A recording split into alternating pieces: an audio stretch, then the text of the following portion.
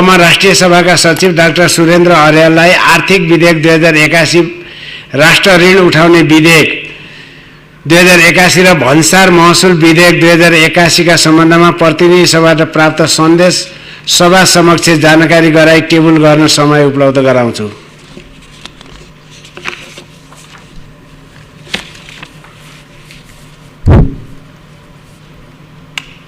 सम्माननीय अध्यक्ष महोदय, प्रतिनिधि सभाबाट पारित भएको विधेयकको सन्देश प्राप्त हुन आएको छ।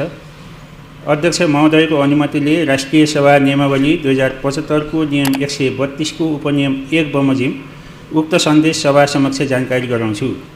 श्री सचिव राष्ट्रिय सभा, विषय सन्देश सहित विधेयक पठाइएको सम्मत 2081 साल असार 16 गते आइतबार बसेको प्रतिनिधि सभाको बैठकले आर्थिक विधेयक 2081, राष्ट्र ऋण उठाउने विधेयक 2081 र भन्सार महसुल विधेयक 2081 लाई प्रस्तुत रूपमा संशोधन बिना पारित गरेकोले प्रतिनिधि सभा नियमावली 2079 को नियम 127 को उपनियम 1 बमोजिम सन्देश सहित विधेयक पठाइएको बेहोरा अनुरोध गर्दछु।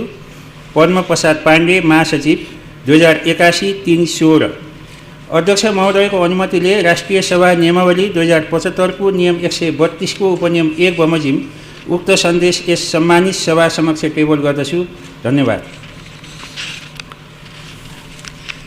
मान्य सदस्यहरू, अब म राष्ट्रिय सभाका सचिव डाक्टर सुरेन्द्र अर्याललाई राष्ट्रिय सभाबाट पारित भई सन्देश सहित प्रतिनिधि सभामा पठाइएको अभिलेख संरक्षण पहिलो संशोधन विधेयक 2077 का सम्बन्धमा प्रतिनिधि सभाबाट प्राप्त सन्देश सभा समक्ष जानकारी गराई टेबल गर्न समय उपलब्ध गराउँछु। सम्माननीय अध्यक्ष महोदय, राष्ट्रिय सभाबाट सन्देश सहित प्रतिनिधि सभामा पठाइएको विधेयकको सम्बन्धमा सन्देश प्राप्त भएको छ। अध्यक्ष महोदयको अनुमतिले राष्ट्रिय सभा नियमावली 2075 को नियम 123 को उपनियम 1 को व्यवस्था बमोजिम उक्त सन्देश सभा समक्ष जानकारी गराउँछु। श्री सचिव राष्ट्रिय सभा, विषय सन्देश सहित विधेयक फिर्ता पठाइएको राष्ट्रिय सभामा उत्पत्ति भएको अभिलेख संरक्षण पहिलो संशोधन विधेयक 2077 लाई अन्तर्राष्ट्रिय सम्बन्ध र पर्यटन समितिको प्रतिवेदन संशोधन सहित सम्वत 2081 साल असार 13 गते बिहिबार बसेको प्रतिनिधि सभाको बैठकले पारित गरेकोले प्रतिनिधि सभा नियमावली 2079 को नियम 133 को उपनियम 5 बमोजिम सन्देश सहित उक्त विधेयक फिर्ता पठाइएको बेहोरा अनुरोध गर्दछु। पद्म प्रसाद पाण्डे, महासचिव, 2081-313। सम्माननीय अध्यक्ष महोदय, अध्यक्ष महोदयको अनुमतिले राष्ट्रिय सभा नियमावली 2075 को नियम 123 को उपनियम 1 को व्यवस्था बमोजिम उक्त सन्देश सभा समक्ष टेबल गर्दछु। धन्यवाद। सदस्यहरूको नाम प्राप्त भएको छ। म मान्य सदस्यहरूलाई बोल्ने समय उपलब्ध गराउँछु। शून्य समयमा बोल्नका लागि प्रत्येक मान्य सदस्यहरूलाई 1 मिनेटको समय निर्धारण गरेको छु। सर्वप्रथम मान्य किरण बाबु श्रेष्ठ।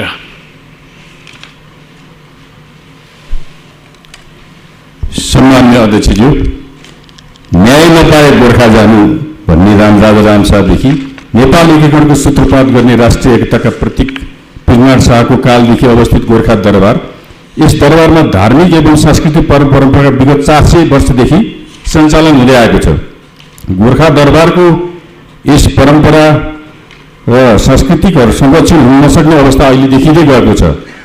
यहाँ संगठन तालिका कर्मचारीहरूको संगठन तालिका पुनरावलोकन गर्न र प्रचलनमा रहेको सांस्कृतिक धरोहरको परम्परा जोगाउन वर्तमान सांस्कृतिक साङ्गठनिक संरचनाबाट देखिँदैन।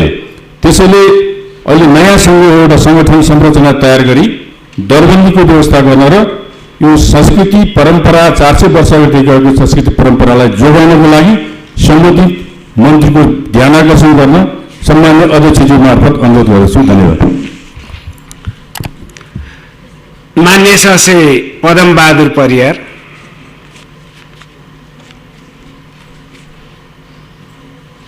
सम्माननीय अध्यक्षज्यू, नेपालमा हजारौं हजार बहिरा समुदायका व्यक्तिहरू बस्नुहुन्छ र बहिरा समुदायको सूचना पाउने एकमात्र आधार भनेको साङ्केतिक भाषा हो र सङ्घीय संसदमा भए गरेका सबै काम कारबाहीहरूबाट नेपाली बहिरा समुदायहरू विमुख हुनुहुन्छ, किनभने संसदमा भएका गतिविधिहरूको प्रत्यक्ष प्रसारण अथवा त्यो रेकर्डिङ पनि साङ्केतिक भाषामा हुने गरेको छैन र संसदमा भएका नीति निर्माण गर्ने थलोमा भएका चाहिँ कुराहरूबाट बाहिर समुदाय विमुख छन्। तसर्थ तत्कालै सम्माननीय अध्यक्ष महोदय मार्फत साङ्केतिक भाषा दोभाषे राख्नको लागि म सरकारसँग माग गर्दछु। धन्यवाद।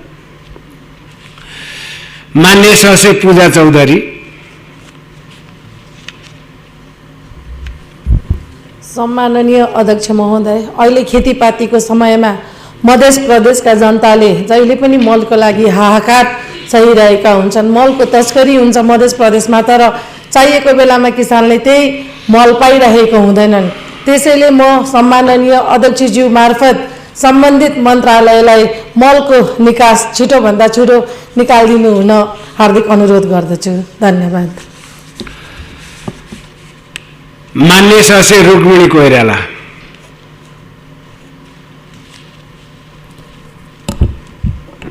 सम्माननीय अध्यक्षज्यू, गत यही असार 15 गते हामीले भव्य रूपमा धान दिवस मनायौँ, तर वास्तविक किसानलाई यो दिवस भव्य भयो कि भएन भन्ने जान्ने कोसिस पनि गरिएन। फोटो खिच्नकै लागि धेरै मानिसहरूको उपस्थिति खेतबारीमा देखियो, तर किसानका लागि आवश्यक सामग्रीहरू पर्याप्त थियो कि थिएन, मलबिउको सिँचाइको ज्याला मजदुरलाई दिने पैसाको बारेमा कसैले पनि चासो राखेको थिएन होला। यसका लागि हाम्रो पूर्व तयारी कति छ र उत्पादक वृद्धिका लागि स्थलगत कृषि प्रविधिक उन्नत जातको बिउ, पर्याप्त मल, पर्याप्त सिँचाइको व्यवस्थाको जरुरत पर्दछ, तर यस्तो योजनाको बारेमा कतै सुन्न पाइएन। देशको कुल गृहस्थ उत्पादनमा प्रत्यक्ष योगदान दिने कृषि क्षेत्रबाट उच्चतम उत्पादन गरी खाद्यान्न आयात घटाउन सके मात्रै देशलाई समृद्ध बनाउन सकिन्छ। तर आउँदो आर्थिक वर्षको बजेटमा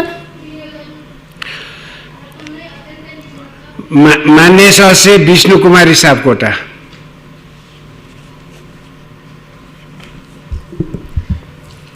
सम्माननीय अध्यक्षज्यू, मुगलिङ नागढुङ्गा सडक मार्ग 65 जिल्लाका यात्रुहरू काठमाडौँ प्रवेश गर्ने प्रमुख मार्ग हो। यो खण्ड वर्षौँदेखि टालटुलका भरमा मात्रै चल्दै आएको छ। वर्षाको समयमा यो सडक अति जीर्ण बन्न पुग्दछ। दैनिक करिब 20,000 सवारी आवत जावत गर्ने सडकको अवस्था वर्षौँदेखि फेरिएको छैन। ठेक्का लागेको 24 महिनापछि मात्र काम सुरु भएको यो सडकको हाल 3 चरणमा काम सुरु भए तापनि बर्खा लागेसँगै निर्माणका काम रोकिएका छन्। चाडपर्वको समयमा दिनमा लाखौँ यात्रीहरू आवत जावत गर्दा यो सडकको स्थिति के होला? नागरिकहरूको जीवज्यानको सुरक्षाको लागि जिम्मेवार निकायको समयमै ध्यान आकर्षण गराउन चाहन्छु। धन्यवाद। जय नेपाल। मान्य सदस्य विष्णुदेवी पुडा सैनी।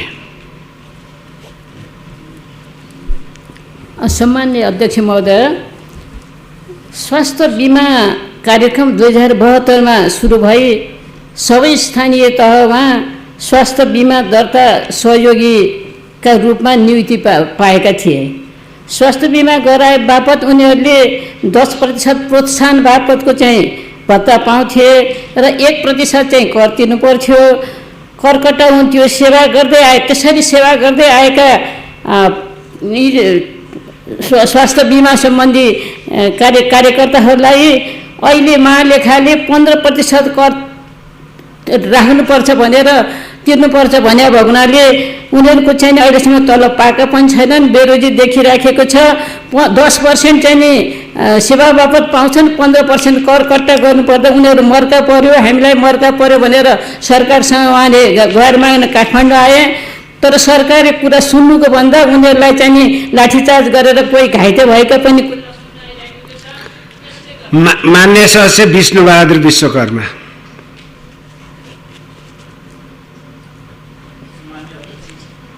सम्मान्य अध्यक्ष महोदय, सल्यान जिल्ला त्रिवेणी गाउँपालिका वार्ड नम्बर 6 स्थित पब्लिक बोर्डिङ स्कुलमा कक्षा 6मा अध्ययनरत छात्र अरुण विश्वकर्मालाई शिक्षक चक्रबहादुर डाङ्गीले निर्घात पिटेर घाइते बनाएका छन्।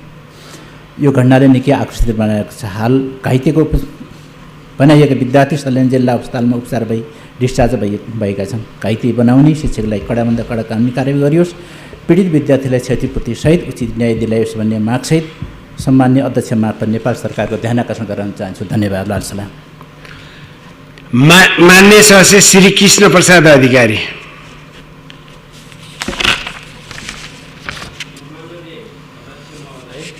दुई 2072 सालको भूकम्पबाट रसुवा जिल्ला उत्तरगया गाउँपालिकामा 695 घरधरी विस्थापित भएको थियो। तीमध्ये 450 घर उत्तरगया गाउँपालिका तिरु र तल्लो पहिरो बेसीमा एकीकृत बस्ती निर्माण गरी विस्थापितलाई राख्ने योजना थियो। तीमध्ये अझै तिरु गाउँमा 29 घर र तल्लो पहिरो बेसीमा 182 घर निर्माणका लागि जग्गा अधिग्रहण भए पनि घर निर्माण सुरु हुन सकेको छैन। साथै शान्ति बजारको 24 घर समेत 132 घरको लागि अझै जग्गा अधिग्रहण हुन सकेको छैन। व्यवस्थापन हुन नसकेका विस्थापितहरूलाई आवास निर्माणको व्यवस्था गर्न म सम्माननीय अध्यक्षज्यू मार्फत गृहमन्त्रीज्यूको ध्यान आकर्षण गर्न चाहन्छु। धन्यवाद। अभिवादन। मान्य सदस्यहरू, शून्य समयमा मान्य सदस्यहरूले बोल्ने क्रम यही समाप्त हुन्छ।